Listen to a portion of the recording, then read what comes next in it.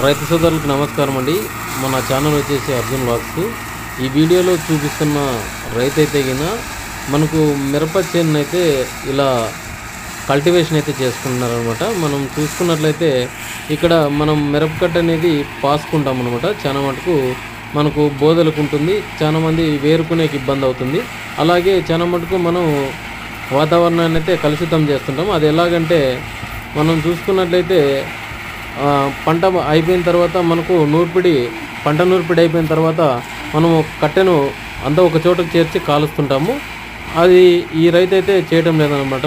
వినూత్నంగా ఆలోచన చేసి ఈయనైతే ఇలా ఒకటి మిషన్ తెచ్చుకొని దాని కాస్ట్ వచ్చేసి ₹1,00,000 అట్లా పడుతుందనమాట.